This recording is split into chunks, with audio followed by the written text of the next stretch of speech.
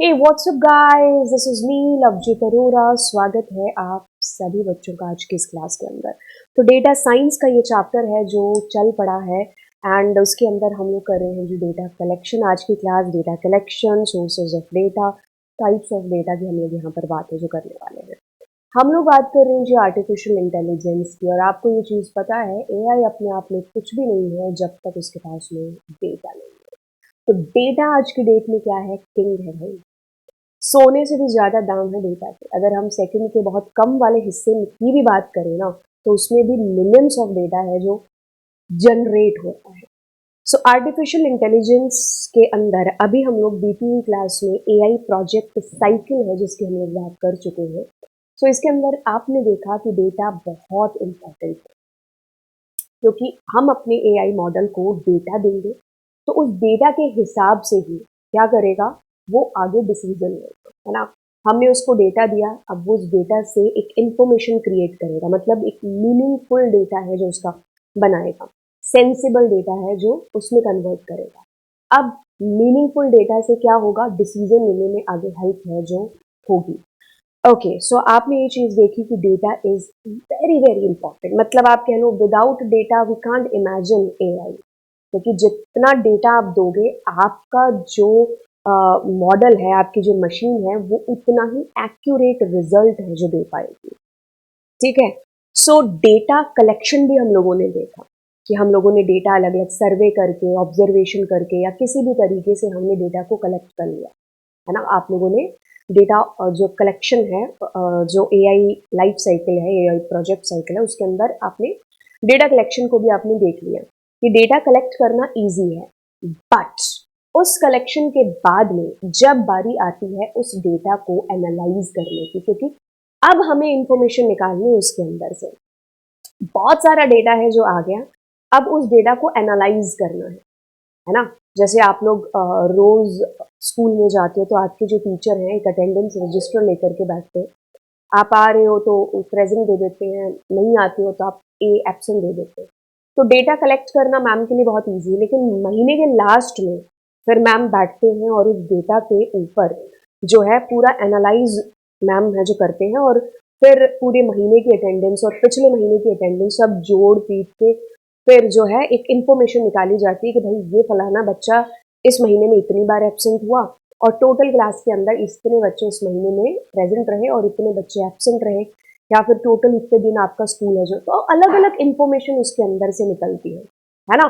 तो हमने कलेक्शन तो कर लिया बड़े इजी तरीके से, बट जब उसको एनालाइज की बारी आई ना, तब हमने देखा कि थोड़ा सा ये टेढ़ा काम है ना, इट्स ए टीडियस वर्क।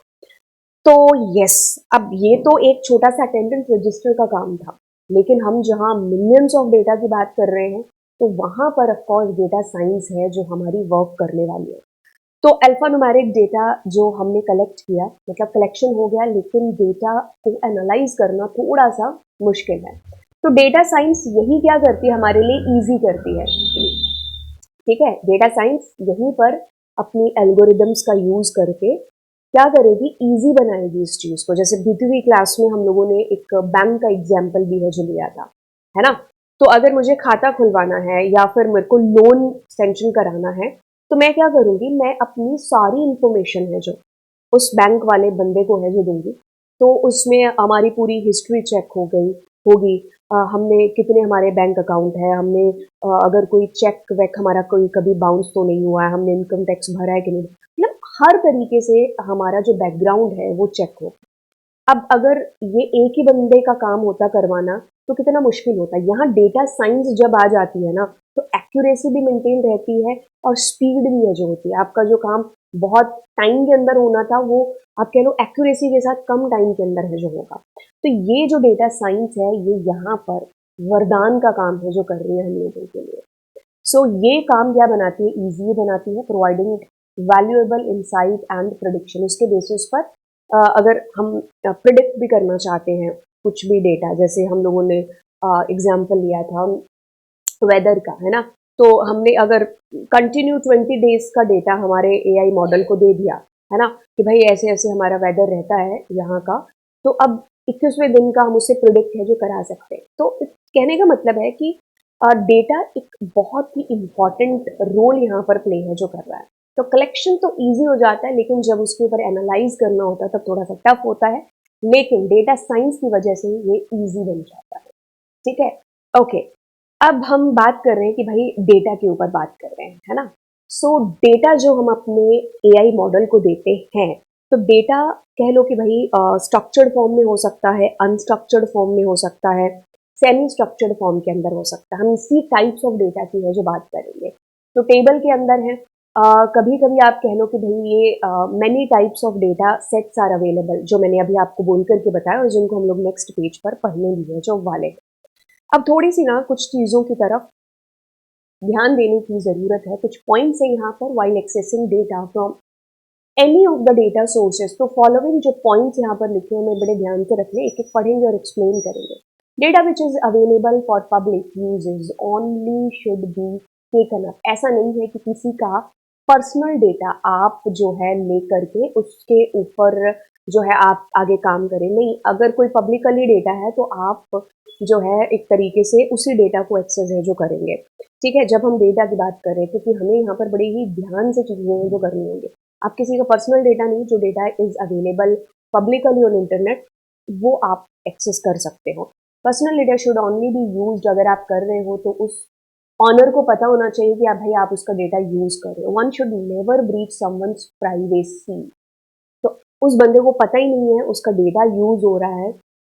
जैसे हमें फोटोज की जरूरत पड़ी है ना, तो आप एक जो है बंदे की पर्सनल फोटोज का यूज है जो कर रहे हो, उसको पता ही नहीं कि उसकी फोटोज किसी और पर्पज के लिए, तो ऐसा नहीं कर सकते हम लोग। ठीक है, so one should only be taken from reliable sources. Data तो अवेलेबल आप कह लो कि भाई करोड़ों मिलियंस ऑफ फॉर्म के अंदर आपके पास डेटा अवेलेबल है, लेकिन रिलायबल सोर्सेज से आपको डेटा है जो लेना है, क्योंकि आप रिलायबल सोर्सेज से डेटा लोगे तो वो डेटा अगर आप अपनी एआई मशीन को दोगे तो उसकी जो एक्यूरेसी है, एफिशिएंसी है उस मशीन की बरकरार भी है जो रहेगी, क्योंकि डेटा सही उसके अंदर जाएगा तो ऑफकोर्स वो सही डिसीजन है जो आगे ले पाएगा।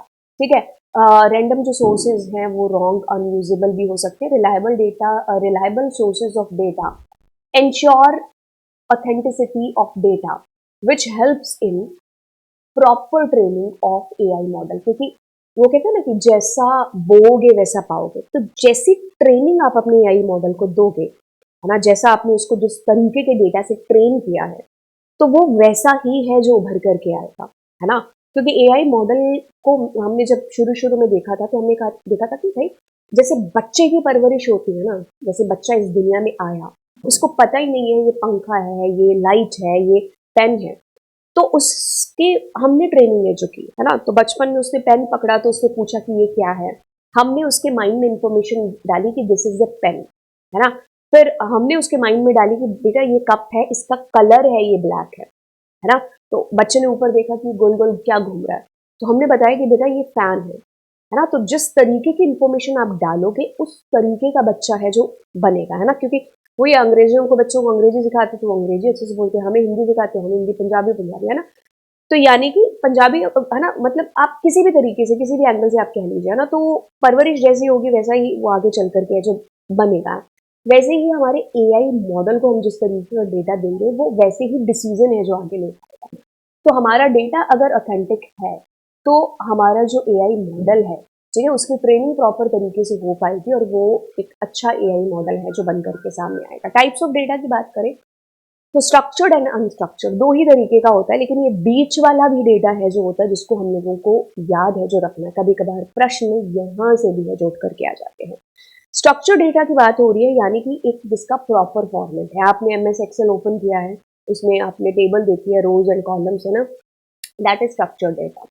ठीक है, जिसको हम आरडीबीएमएस वगैरह में भी यूज है जो करते हैं, जिसमें टेबल कह लो आप। ठीक है, तो आपका एक प्रॉपर वे के अंदर जिसमें एकदम क्लियर फॉर्मेट है, सामने देखने से पता चल रहा है, that is your structure. Unstructured data क्या है कि भाई जैसे आप कह लो कि कोई आपने वेबसाइट ओपन की, अब वेबसाइट ओपन की तो किसी की वेबसाइट में आपको टाइटल ऊपर दिख रहा है, फोटोज दिख रही है, फिर साइड में कुछ फोटोज है, नीचे एडवर्टाइजमेंट है। दूसरी वेबसाइट ओपन करोगे उसमें उस तरीके अपने हिसाब से है। तीसरी, तो ये सारा क्या अनस्ट्रक्चर्ड है। यूट्यूब की वीडियोज भी क्या है, यूट्यूब पर भी ये अनस्ट्रक्चर्ड डेटा है। आप कह लो कि अगर हमारे पास में पूरे संसार में इतना डेटा है, खैर इतना नहीं लेकिन हम एग्जाम्पल ले रहे हैं, है ना, तो इतना जो डेटा का हिस्सा है ना, दैट इज अनस्ट्रक्चर्ड डेटा। तो इतना आप कह सकते हो कि भाई ये है स्ट्रक्चर्ड और ये है सेमी स्ट्रक्चर्ड डेटा। तो मतलब इस पूरी दुनिया में सबसे ज्यादा जो डेटा है which is unstructured, social media पर जो हम रील्स बना बना के डाल रहे हैं, सोशल मीडिया से जितना भी डेटा जनरेट हो रहा है, यूट्यूब से हो रहा है ना, तो ये सारा अनस्ट्रक्चर्ड कैटेगरी के अंदर है जो आता है। ठीक है, फिर आता है सेमी स्ट्रक्चर्ड, जो कि बीच की सी कड़ी है।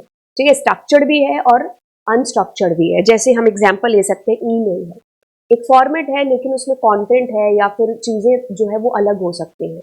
XML and markup languages, binary executable, तो ये सारे अनस्ट्रक्चर सेमी स्ट्रक्चर्ड है जिसकी कैटेगरी के अंदर आ जाते हैं। तो हमें इसको बड़े ढंग से याद कर लेना, इसकी परिभाषा। स्ट्रक्चर्ड जब हम देखेंगे, ठीक है, हम लोग जो पढ़ेंगे चीजें, जैसे NumPy पढ़ेंगे हम लोग डेटा फ्रेम वगैरह आगे चल करके पैंडास के अंदर देखने वाले हैं, तो उसमें स्ट्रक्चर्ड फॉर्म के अंदर हम अपने डेटा को यूज करेंगे। तो CSV एक बेस्ट एग्जाम्पल है।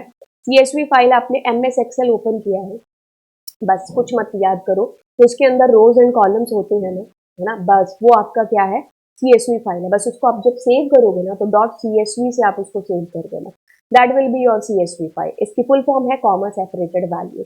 स्प्रेडशीट यानी कि MS Excel वाली फाइल जिसमें प्रॉपर आपके रोज एंड कॉलम्स है, तो ये भी क्या है, एक स्ट्रक्चर्ड फॉर्मेट के अंदर है जो आता है। SQL स्ट्रक्चर्ड क्वेरी लैंग्वेज, ये भी आप कह लो टेबल के ऊपर है जो काम करती है, स्ट्रक्चर्ड डेटा के ऊपर है जो काम करती है, तभी इसका नाम भी क्या है, स्ट्रक्चर्ड क्वेरी लैंग्वेज है। ठीक है, तो वो स्ट्रक्चर है जो वो हमारे डेटाबेस के अंदर है जो स्टोर होगी। अब जो स्ट्रक्चर यानी कि टेबल अपने अपने डेटाबेस में स्टोर की है, अब उसके साथ मुझे फ्यूचर में कोई डील करनी है, डील मतलब मुझे टेबल क्रिएट भी करनी है, मुझे टेबल का नाम चेंज करना है, टेबल में कुछ डेटा चेंज करना है, whatever I want to do, that will be done with the help of this SQL language के थ्रू। आप अगर 11th क्लास में कंप्यूटर साइंस या फिर इंफॉर्मेटिक प्रैक्टिसेस लेते हो, तो SQL आप लोग पढ़ने वाले हो।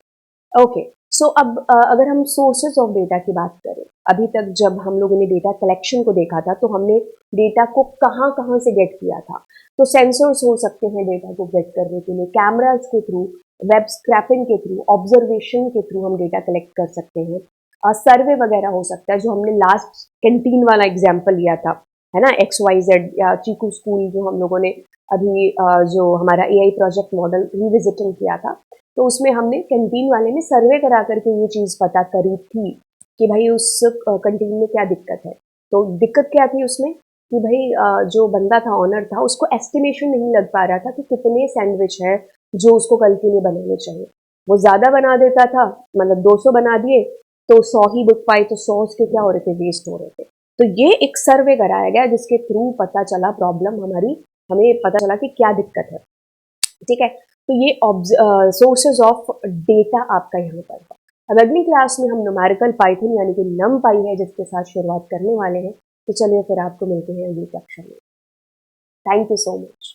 चैनल को जरूर है जो सब्सक्राइब कर दीजिएगा एंड दोस्तों के साथ में भी है जो शेयर कर दीजिएगा इस वीडियो को। और आपकी पूरी की पूरी क्लास 10th AI का एक एक टॉपिक बड़े ही ढंग से कराया जा रहा है।